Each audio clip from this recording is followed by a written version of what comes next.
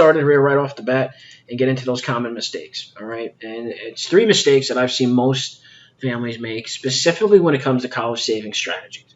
All right, the first one is starting too late. All right, I'm going to get into this next couple of slides. Okay, as far as the Jones family and that case study. All right, this is a very common one, probably the most common one. And I'm going to show you how just a couple of years of procrastination on how much of a detriment it could have on your savings, on your plan, and ultimately on the debt that you're going to incur. All right, assuming there's only one option. I've hinted or touched on this a little bit earlier. There's one college savings strategy that's probably the most popular, and most families might just assume that that's the only option, and it's not. Okay, there's a couple different options. Like I said, there's 5. Okay, so there's 4 more options, including the most popular one. And, you can kind of also tie into that most families just assume you have to just choose one. Okay, that, for some reason you can't have a couple of them in place at once like you would, let's say, when you're planning for your retirement. Okay, and I'll get into that as well as far as an allocation strategy. And then not factoring how the saving strategy would impact your financial aid eligibility is a big one. All right, I'll kind of introduce that, define sheltering and non-sheltering this week. And then the next 2 modules this week, we'll really dig in to each plan as far as what you're sheltered, what you're non-sheltered, all right, and how they're going to impact your financial aid eligibility.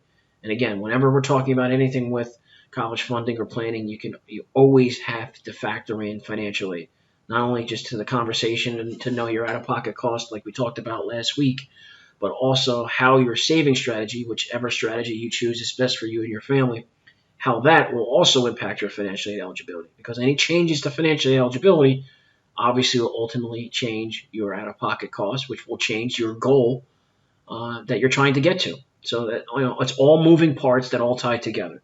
Again, like I said, I have laid this course out to be very systematic in the approach, and everything ties into one another, and hopefully you're seeing that now.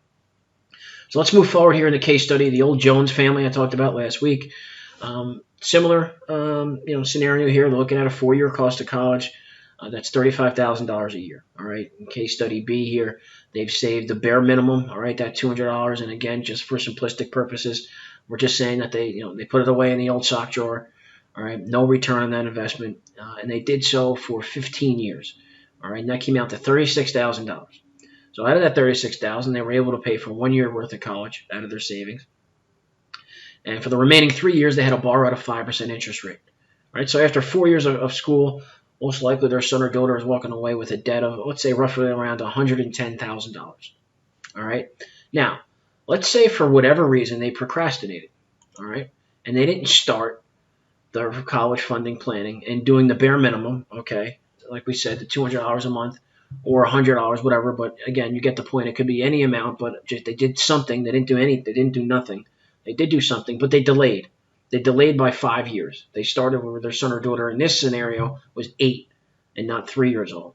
Now, they still had 10 years, but not 15. And you can see now they walk away with a $24,000 college savings fund, a $12,000 difference, from just delaying it 5 years. And if, like every parent knows, 5 years is really not a lot of time when you're talking about childhood. You can blink and your son or daughter could be, 3 years older than they are right now today. So 5 years is really not that much in reality. Okay, it might sound like a lot of years, but it's not. It creeps up on you, especially when your son or daughter is in those, toddler years, and you know how quickly things go. So what does it do as far as student debt and out-of-pocket costs? Well, it kind of wreaks havoc. Well, why? Because now they're not able to pay for an entire year's worth of cost. Okay. And now they have to borrow for 3 and a third years, at a 5% interest rate. So now, instead of walking away with let's say $110,000 worth of debt, now they're incurring about $121,000 worth of debt. Now you might be thinking, Mike, it's $11,000 difference in debt. That's not much money. Again, like I said last week, you walk up to any recent college graduate and ask them, hey, if you knocked off $10,000 worth of your student debt right now, would that be something that would really get your attention? And I guarantee you every single one of them would say absolutely. Okay, you're talking about a 24-year-old who's getting an entry-level job, most likely, and starting their adult life. $10,000 is a lot of money to them. So you could see how delaying for whatever reason And again, I understand there's life situations where maybe they were forced to delay and literally couldn't save another dollar. I get that. But if it was just your old procrastination for whatever reasons, you see how detrimental it could be. Now, if you factored in a return on this investment that they missed out on, these numbers could be a heck of a lot worse. Again, the goal here is simplicity to drive home the point of, waiting too long and delaying is the problem. So, I don't want to make it too complicated, but if we did factor in a return on that investment, these numbers would be even more startling. So the point here is don't delay just for delaying purposes, meaning there's no reason, you're just dragging your feet or you got distracted or whatever the case may be. If you're listening to this course, you have no excuse now. I'm giving you all the ammunition that you need to get moving today. Okay, and again, towards the end of this module, I'll talk about your option now and availability to talk to me directly.